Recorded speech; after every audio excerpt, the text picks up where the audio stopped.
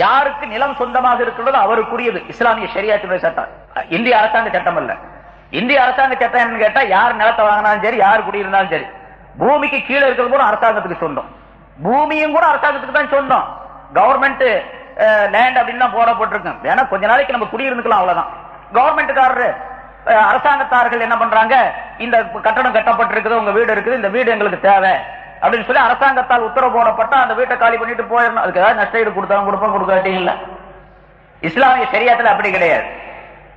ஒரு வீட்டில் நம்ம என்னுடைய வீடு என்று ஒரு வீட்டில் நான் குடியிருக்கிறேன் என்று சொன்னால் அது என்னுடைய வீடு தான். அந்த லேண்ட், அந்த பூமியும் என்னுடைய பூமி தான். அரசாங்கத்துக்கு தேவை என்று சொன்னால் நான் இஷ்டப்பட்டு கொடுத்தால் அரசாங்கம் எடுத்துக்கொள்ளலாம். என்னிடத்தில் அரசாங்கம் கேட்டுக்கொள்ள வேண்டும். எங்களுக்கு இப்ப தேவைப்படுது, நீங்க எங்களுக்கு கொடுத்துட்டீங்கன்னா ரொம்ப நல்லா இருக்கும் என்று சொல்லி கேட்டுக்கொள்ள வேண்டும். அப்படி அவர்கள் கேட்டுக்கொண்டு எனக்கு விருப்பம் இருந்து கொடுத்தால் தான் அரசாங்கம் எடுக்கலாம், இல்லாட்டி எடுக்கக்கூடாது, ஷரியத்துடைய சட்டம்.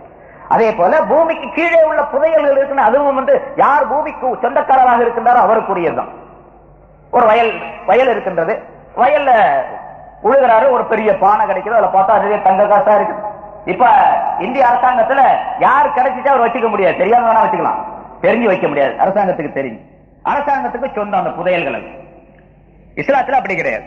அதனால அந்த புதையல்களுக்கு ஒரு சட்டம், வயல்கள் தோட்டங்களுக்கு ஒரு சட்டம், கால்நடைகளுக்கு ஒரு சட்டம், தங்கத்திற்கு ஒரு சட்டம், வெள்ளிக்கு ஒரு சட்டம்.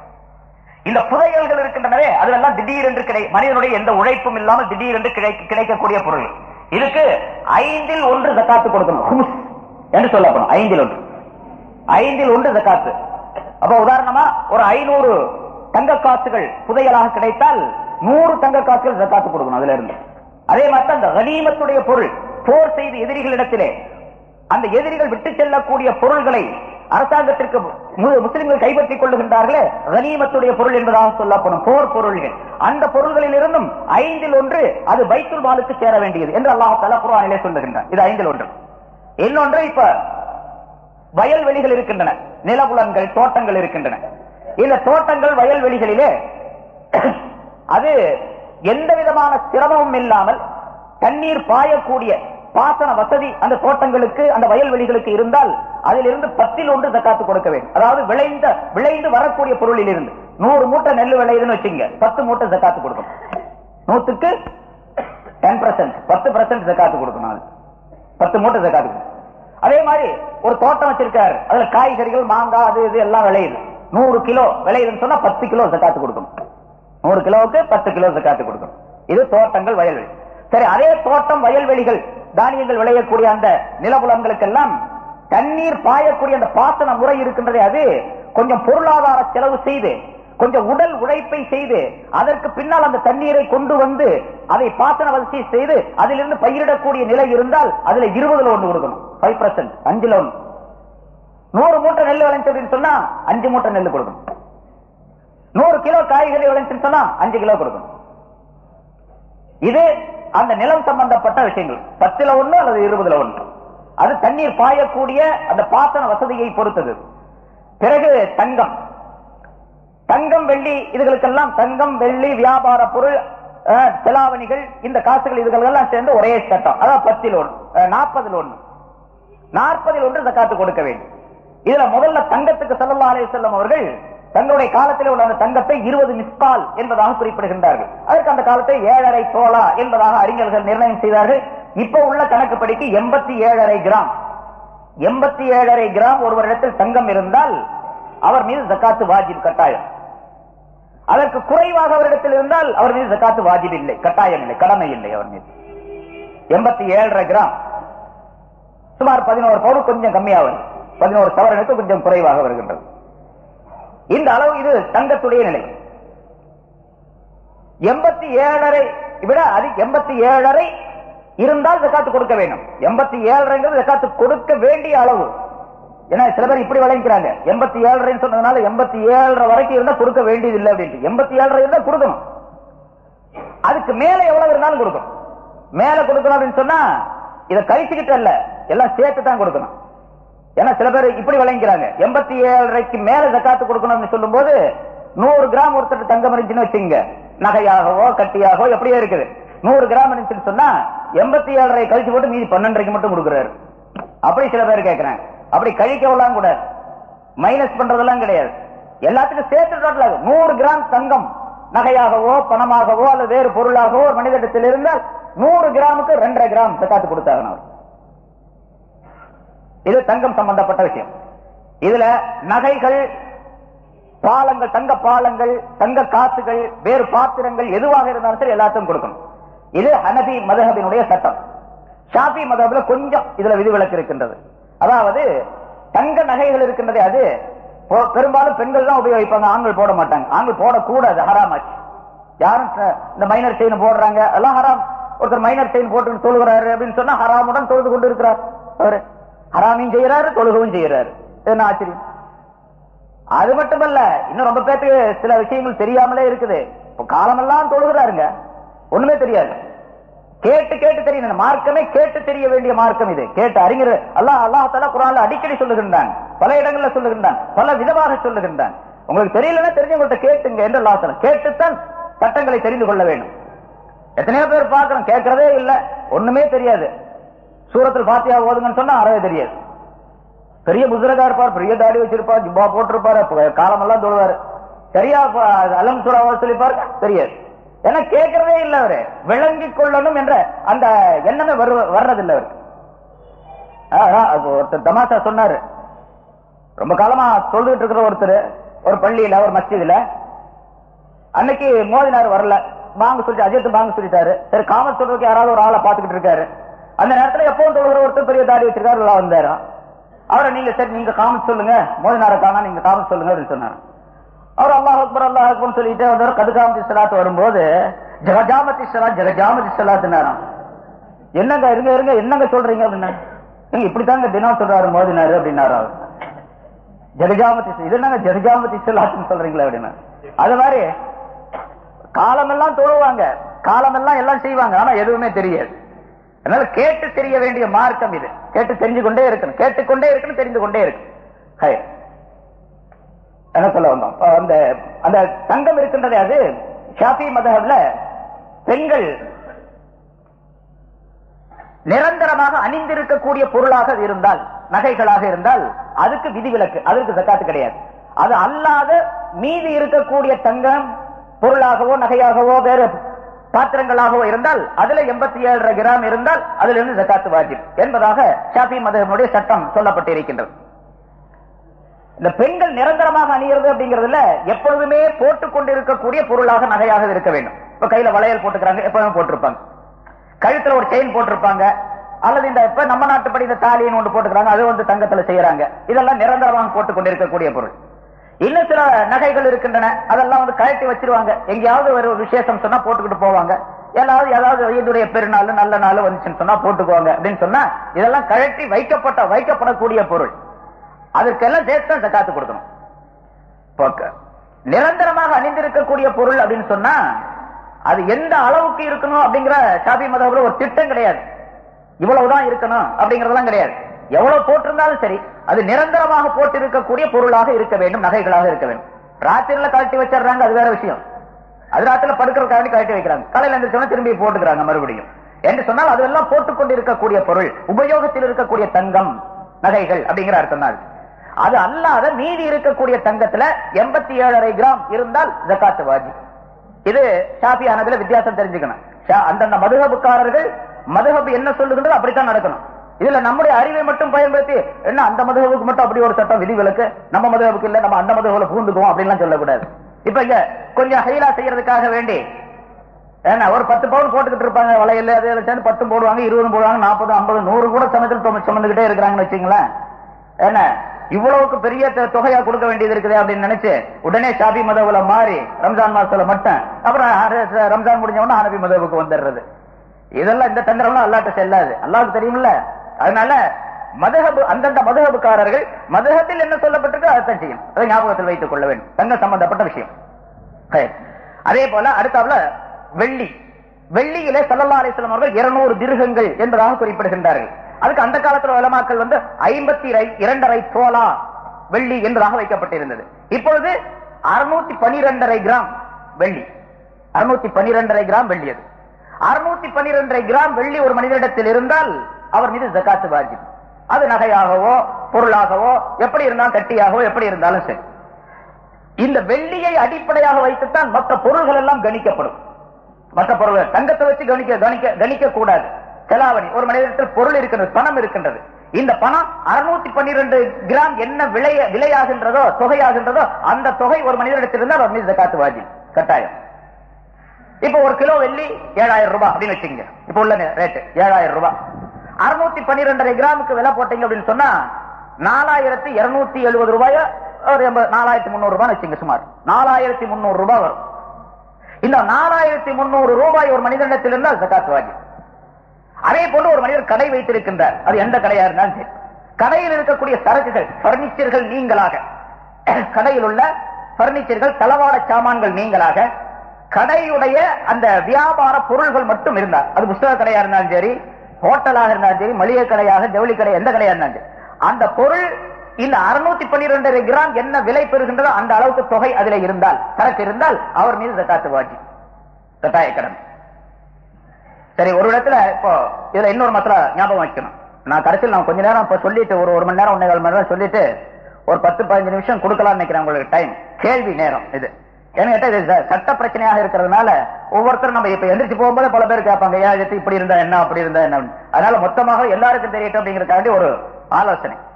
இப்ப ஸ்கூல்ல எல்லாம் போகும்போது மாணவர்களுக்கு சொற்பொழி ஆட்டும் போது ஒரு 1/2 மணி நேரம் 1/4 மணி நேரம் கேள்வி நேரம் அப்படின்னு வச்சிடறாங்க. அது போல நீங்க ஒரு கேள்வி நேரம் உங்களுக்கு இப்போ இன்ஷால்லா கடைசியில ஒரு 15 நிமிஷம் உங்களுக்கு யாராவது சந்தேகம் குறிச்சு வச்சுங்க. அந்த சந்தேகத்தை இன்ஷால்லா கடைசியில இங்க வந்து கேளுங்க, நான் பதில் சொல்றேன். அந்த பதில் எல்லாத்துக்கும் தெரிஞ்சு போயிடும்.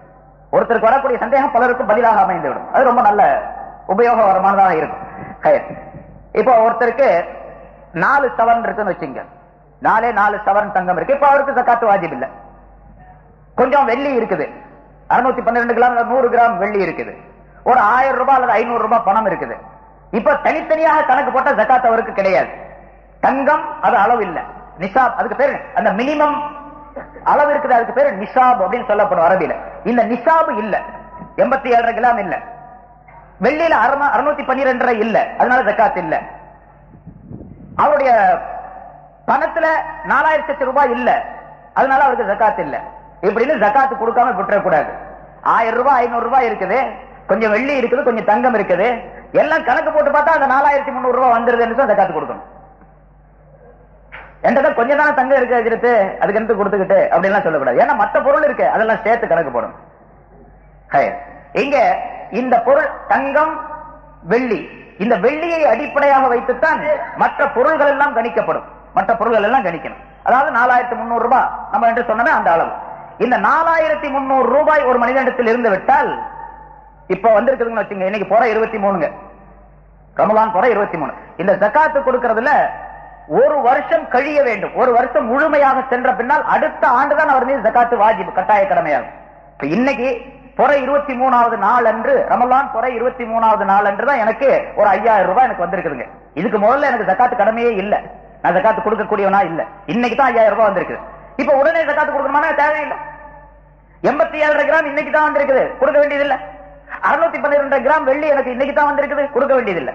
இதிலிருந்து அடுத்த ஆண்டு ரமலான் மாதம் பிறை 23 அன்றைக்கு தான் எனக்கு ஜகாத்து கடமையாகும். இதுல இந்த சந்திர கணக்கு தான் கணக்கு போடணும். ஜனவரி கணக்கு பிப்ரவரி கணக்கு எல்லாம் போடக்கூடாது. அதாவது சூரிய கணக்கு இதுல கிடையாது, ஜகாத்துலயே சந்திர கணக்கு போட்டு எந்த பொறையில அவருக்கு ஜகாத்து அந்த பொருள் வந்திருக்குதோ அதுல இருந்து ஒரு வருஷம் கழியும். இப்ப இந்த ஒரு வருஷம் கழியும் பொழுது இங்க என்ன சில பிரச்சனைகள், சில விஷயங்கள், சில சட்டங்களை தெரிஞ்சு கொள்ளணும். இப்ப உதாரணமா இன்னைக்கு 5000 ரூபாய் என்கிட்ட வந்திருக்குது, அடுத்த மாசம் ஒரு 1000 ரூபாய் வந்துச்சு, ஒரு 4 மாசம் கழிச்சு இன்னொரு 1000 ரூபாய் வருது, ஒரு 10 மாசம் கழிச்சு ஒரு 1000 ரூபாய் 2000 ரூபாய் எனக்கு வந்து சேருது. இந்த காசு எல்லாத்தையும் இதுல சேர்த்துக்கணும்.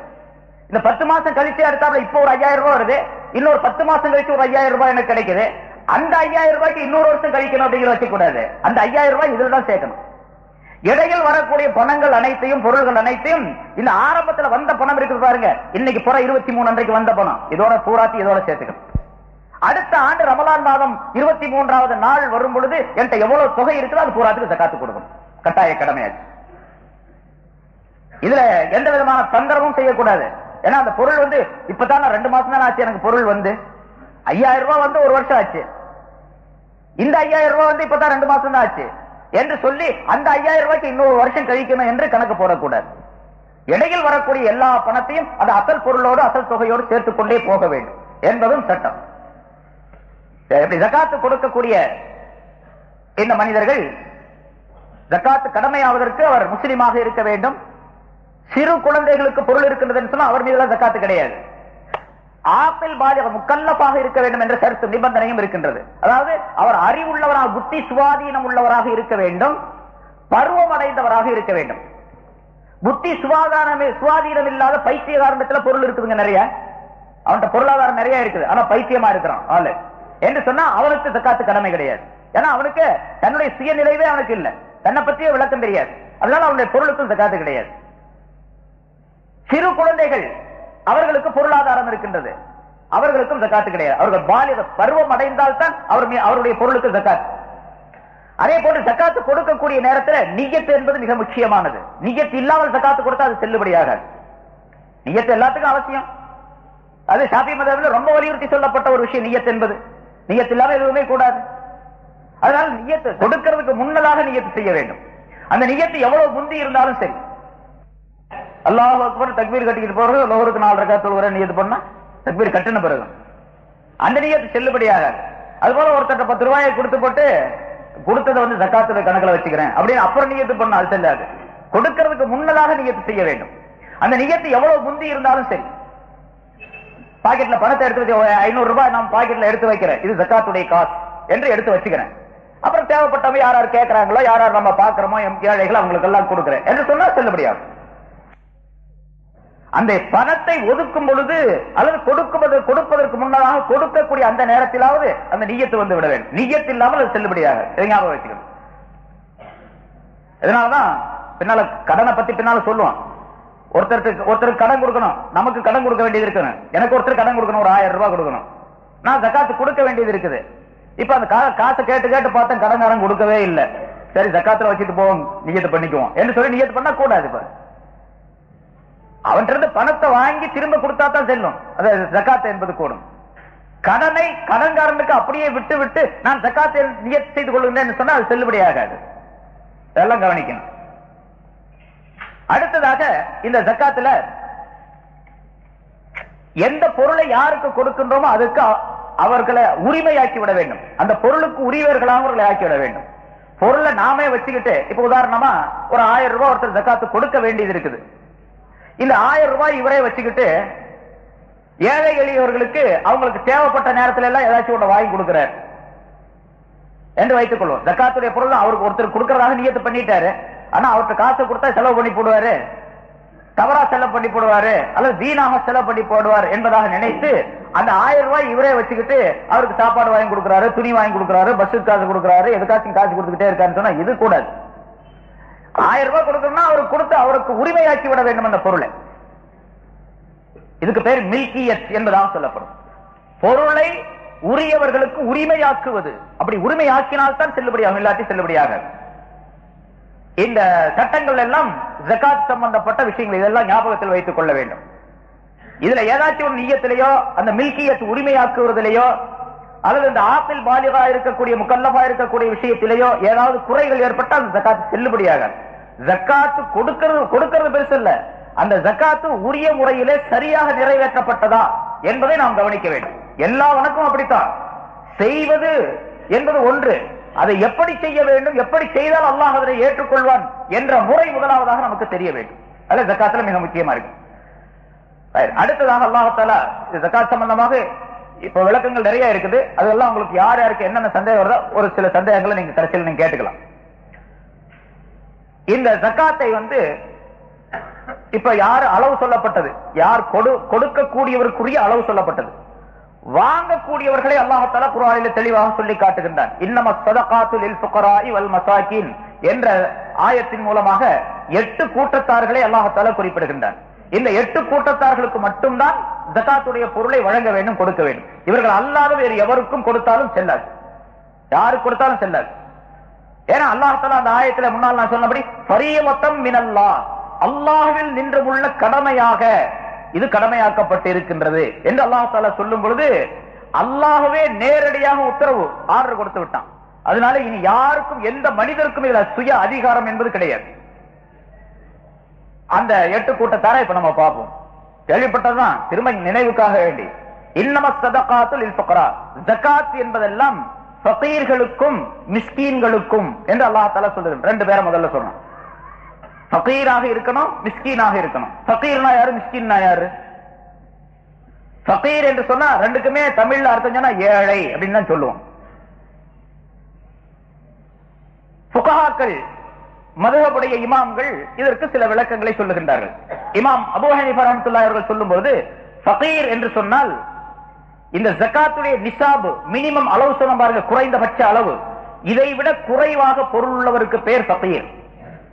உதாரணமாக 4300 ரூபாய் சொன்னோம், 3000 ரூபாய் அவர்கிட்ட இருக்குது.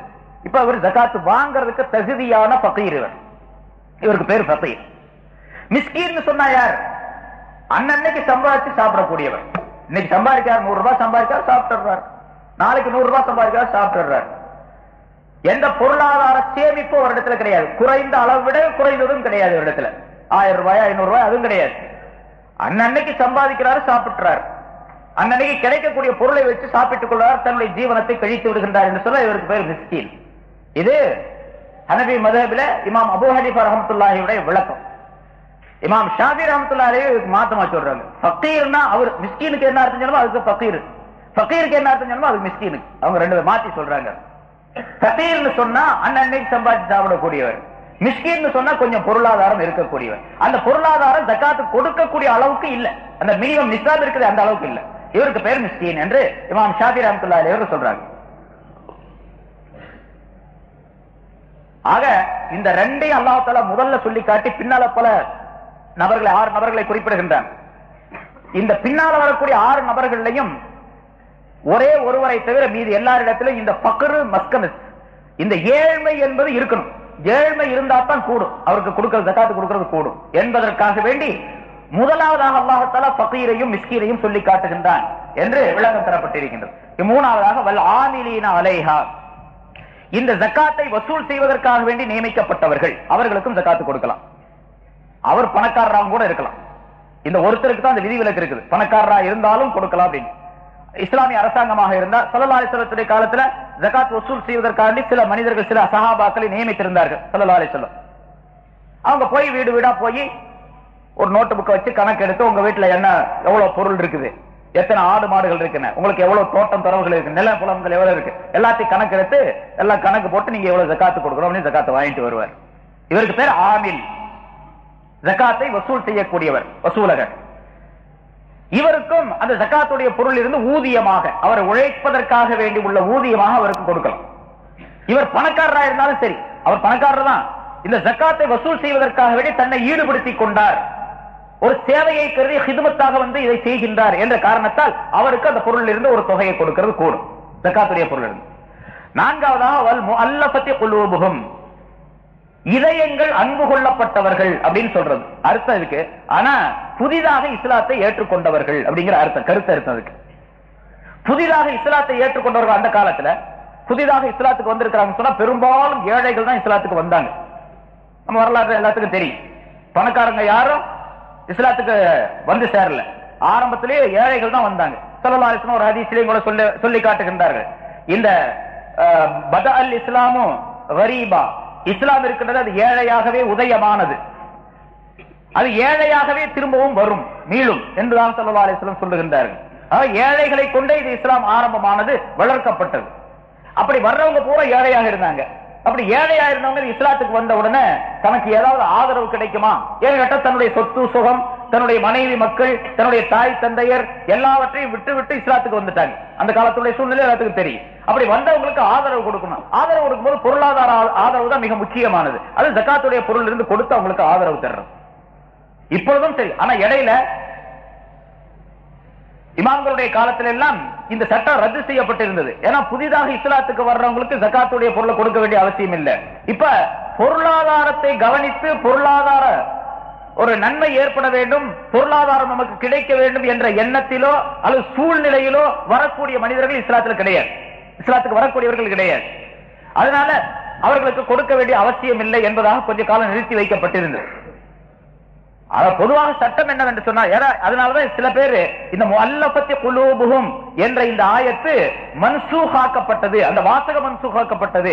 8 நபர்களிலே இந்த ஒரு நபர் தள்ளுபடி செய்யப்பட்டவர், அவர் இனிமேல் கிடையாது, 7 நபர்களுக்கு மட்டும் கொடுத்தால் போதும் என்பதாக சொல்லக்கூடிய சில உலமாக்களும் இருக்கின்றார்கள். ஆனா புகாக்களிடத்திலே, மேதைகளிடத்திலே, அறிஞர்களிடத்திலே, முஃபஸ்ஸிரின்களிடத்திலே அப்படி கிடையாது. முஅல்லஃபத்தி குலூபுஹும் இப்பொழுதும் உண்டு. இப்பொழுது யாராவது ஒருத்தர் இஸ்லாத்துக்கு வர்றாரு, அவர் தன்னுடைய ஊர்ல தன்னுடைய வீட்டுல ரொம்ப வசதி உள்ளவராக இருந்திருக்காரு, இஸ்லாத்தை ஏற்றுக்கொண்டதின் காரணமாக உடுத்திய துணியோடு இங்க வந்து சேர்கின்றார் என்று சொல்ல அவருக்கு ஜக்காத்துடைய பொருளை கொடுத்து ஆதரிக்கணும். இப்ப அவர் முஅல்லஃபத்தி குலூபுஹும், அவருடைய இதயம் இஸ்லாத்தின்பால் அன்பு கொள்ளப்பட்டதாக இருந்து இங்க வந்திருக்கின்றார், அதன் காரணமாக அவருக்கு கொடுப்பது கூடும். இதனால அவர் இதுல ஒவ்வொரு நிறைய விளக்கங்கள் இருக்கிறது, எல்லாத்தையும் சொல்லிட்டு இருக்க முடியாது.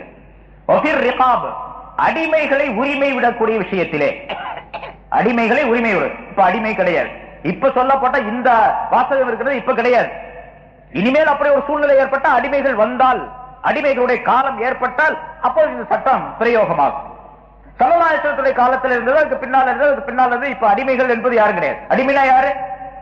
இஸ்லாத்திற்கு முஸ்லிம்களுக்கும் முஸ்லிம் அல்லாதவர்களுக்கும் போர் ஏற்பட்டு, அந்த போரிலே முஸ்லிம்கள் வெற்றி பெற்று எதிரிகளை கைது செய்து, காபிர்களை முஷ்ரிக்குகளை கைது செய்து கொண்டு வந்தால் அந்த கைதிகள் அடிமைகள்.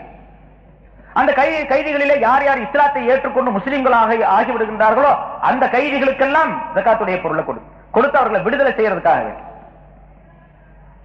இது ஒரு சட்டம். ஆனா இந்த வஃபிர் ரிகாப், அடிமைகளை உரிமை விடக்கூடிய விஷயத்திலே என்பதற்கு ஒரு குறிப்பாக சில அடிமைகளுடைய விஷயத்தில் மட்டும் இது சொல்லப்பட்டிருக்கின்றது.